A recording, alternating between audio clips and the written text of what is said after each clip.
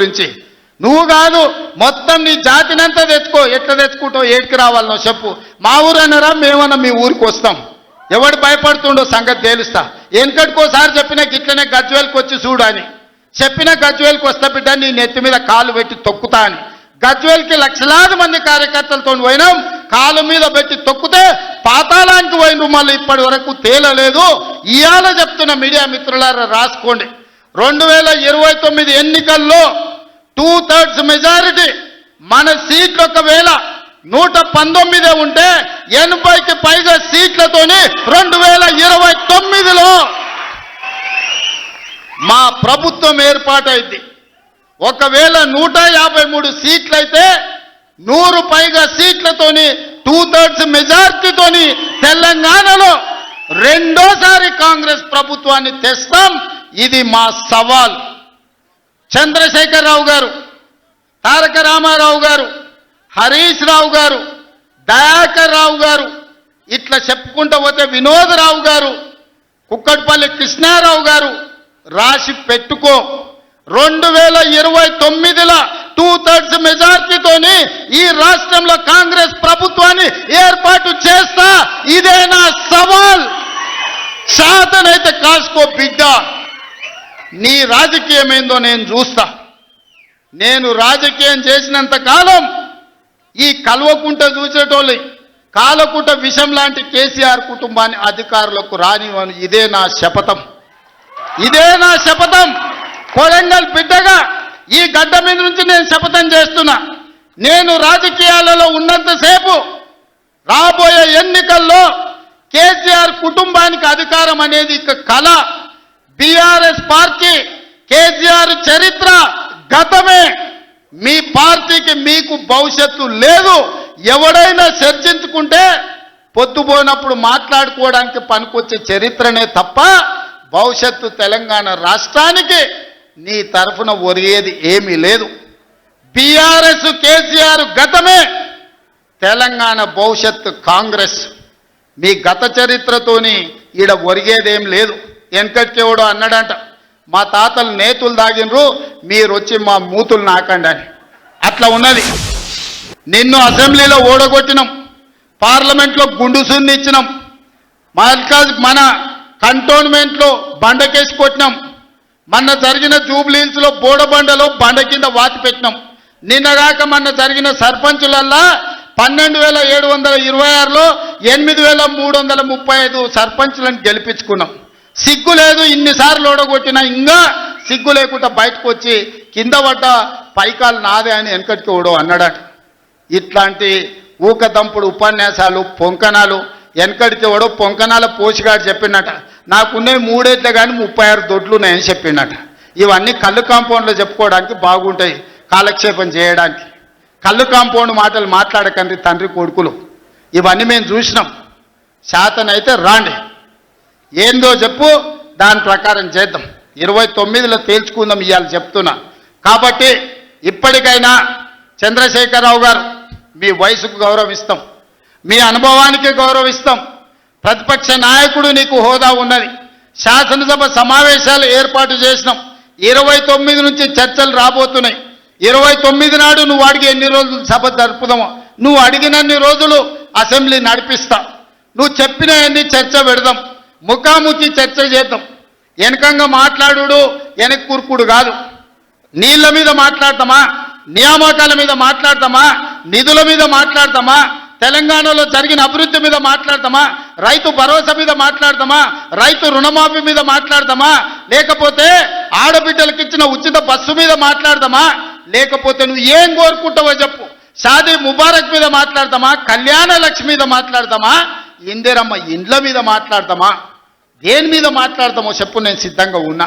చర్చిద్దాం, దేశానికి ఆదర్శంగా నిలబడదాం, సమస్యల మీద మాట్లాడదాం, ఎవరు ఏం చేసినరో చెప్పుకునే అవకాశం కల్పిస్తాం. రాండి, మీరు మొహం చాటేసి ఫామ్ హౌస్లో పడుకొని మీరు ఖాళీగా ఉన్నప్పుడు పార్టీ ఆఫీసులు వచ్చి 10 మంది చెంచాలను పెట్టుకొని ఆ 10 మంది చెంచగాళ్ళ ముందల నువ్వు పొంకనాలు కొట్టుడు కాదు. నిజమైన చర్చ అసెంబ్లీలో చేద్దాం. ప్రజలు ఎన్నికలు ముగిసినాయి, అసెంబ్లీలో చర్చ చేయమని చెప్తారు. ఎవరు ఏం మాట్లాడతారో ప్రజలు వింటారు. విఘ్నులైన ప్రజలు తీర్మానం చేస్తారు. ఇలా సర్పంచులు అయిపోయినాయి. గ్రామ సభ పెట్టి సమస్యలు పరిష్కరించాల్సిన వాళ్ళు మళ్ళా సందు ఇల్లు తిరుగుతుందా అంటే ఏమన్నా అర్థం ఉందా? సర్పంచులారా మీరు చెప్పండి. ఇల్లు తిరిగినరు, ప్రజల దగ్గరకు పోయిరు, ప్రతి తలుపు తట్టిరు, ప్రతి గుండెకి చేరు, నమస్కారం పెట్టిరు, గెలిస్తే వాళ్ళు తీర్పిచ్చారు, మీరంతా సర్పంచులు అయ్యారు. గ్రామ సభ పెట్టి గ్రామ పంచాయతీలో మాట్లాడుకోవాలి, అంతేనా? వార్డు మెంబర్లు, ఉప సర్పంచ్, సర్పంచ్ కూర్చొని మాట్లాడుకొని ఏ సమస్యలున్నా పరిష్కరించుకుంటాం. అది ఇచ్చిపెట్టి మళ్ళీ ఎవడో పోరంబోకోడు ఇల్లు తిరుగుదాం రా అంటే పోతారా? ఇవాళ కేసీఆర్ కూడా గట్టే మాట్లాడుతుండు. ఈడ మాట్లాడతాం రావంటే రంగారెడ్డి జిల్లాలోటి, పాలమూరులోటి, నల్గొండలోటి ఆయన మీటింగులు పెడతాడంట. నువ్వు మీటింగులు పెట్టకపోతే సంతలో పోయి బర్లను కాసుకో, మేము వద్దంటున్నామా? మాదేం పోయింది? నీకు పొద్దు పోకపోతే మా కల్వకుర్తి సంతల్లో, కొడంగల్ సంతల్లో, ఇటకెళ్ళ మా ఎడ్ల సంతలు బొచ్చడు ఉన్నాయి. మత్తల్లో కూడా లేదు. పెబ్బేర్లో పెద్ద సంత ఉన్నది, పసల సంత. పోయి ఆడ పసల కాడ పోయి బర్రం కాసుకోపో, నేను వద్దంటున్నానా? నాదేం పోయింది? నీకు ఎట్లాగూ పని లేదు, ఖాళీగా ఉన్నావు. ఖాళీగా ఉన్నప్పుడు ఆ పెబ్బేరు సంతలో బర్రెలు కాసుకోపో, బర్రెలు కొనుక్కోపో, నేను వద్దానన్నా? చర్చ చేయడానికి సభ ఉంది, అర్థవంతమైన చర్చలు చేద్దాం, తెలంగాణ ప్రజలకు వివరిద్దాం.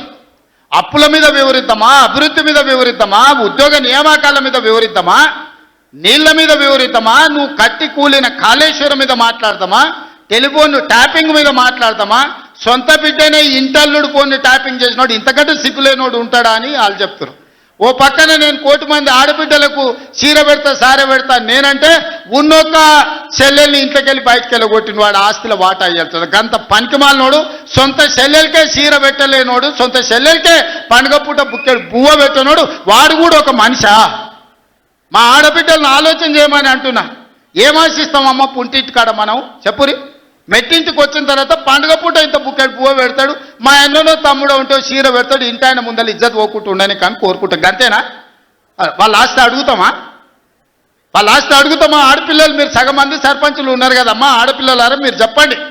పుట్టింటి గౌరవం నిలబెట్టడానికైనా ప్రయత్నం చేస్తారు కదా మీరు మీ అత్తగారింటి కాడ.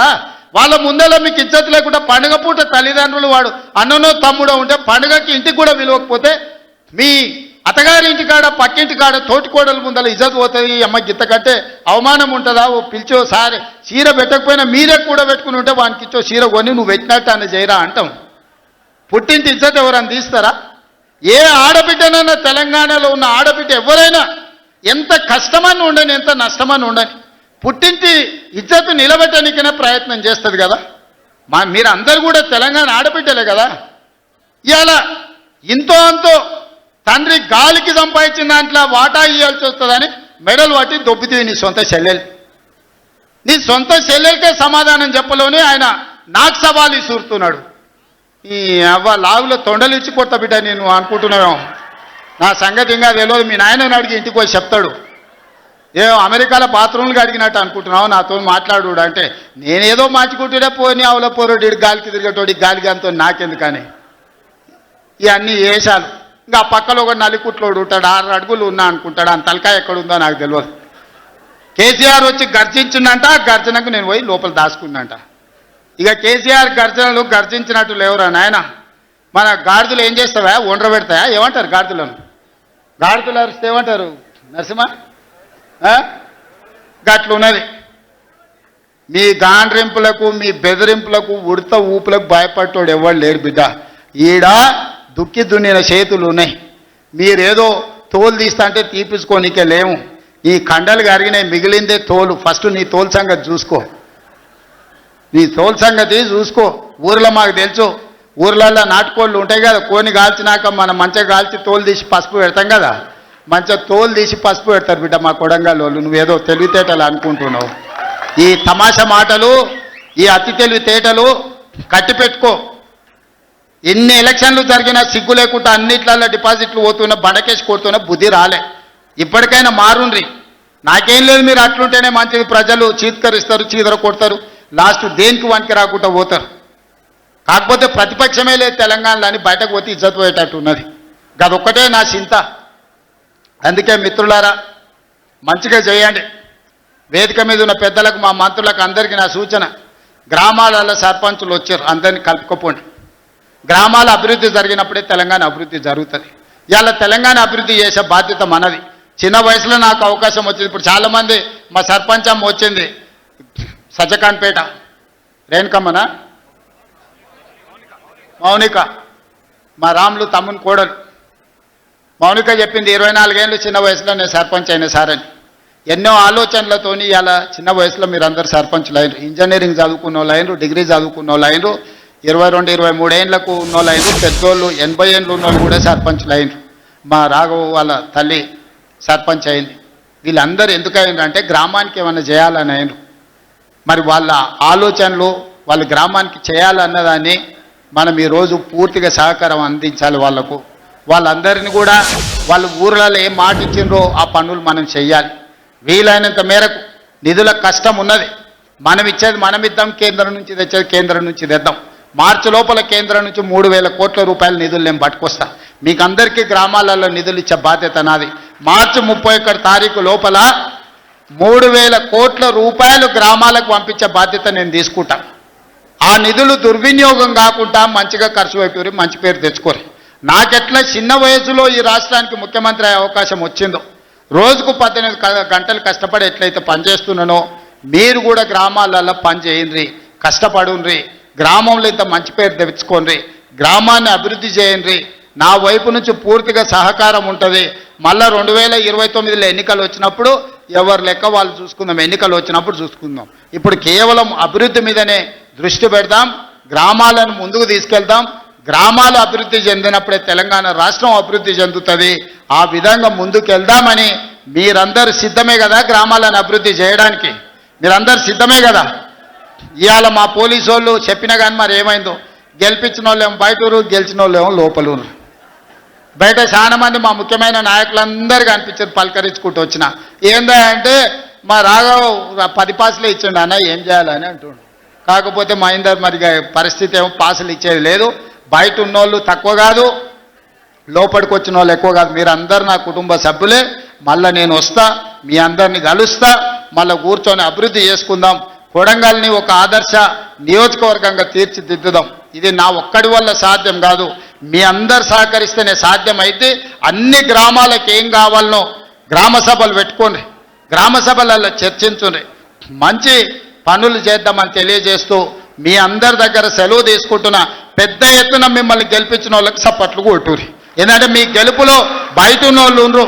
ఈ సప్పట్లన్నీ బయట ఉన్న వాళ్ళకి వినిపించాలి. మా మీడియా వాళ్ళు కూడా తీసి బయట ఉన్న మా కార్యకర్తలకు నాయకులకు చూపించాలి. గట్టి కొట్టుర్రి, ఇంకా గట్టి కొట్టుర్రి, ఇంకా గట్టి కొట్టుర్రి. సీటీలు రావానే కొడంగల్ వాళ్ళకు సీటీలు కొట్టారేమా? ఇప్పుడు నమ్మకం వచ్చింది, బయట ఉన్న వాళ్ళకు కూడా సంతోషమైంది. మీరు అందరు సీటీలు కొట్టి ఈ గెలుపును ఒక పండుగలాగా చేసినందుకు మీకు అందరికీ ధన్యవాదాలు తెలియజేస్తూ సెలవు తీసుకుంటున్న. ధన్యవాదాలు మిత్రులారా.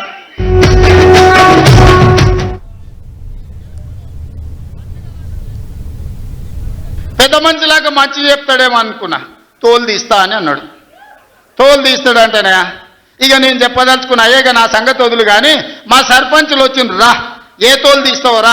నీ తోలు తీసుడు కాదు, నిన్ను చీరి చింత కట్టి చింతమడకల ఏలాడేసి కొడతారో లేదో మా సర్పంచులు, రా కొడంగల్కి వస్తావా లేకపోతే మమ్మల్ని చింతమడకకు రమ్మంటావా? మా సర్పంచులను తోలుతా.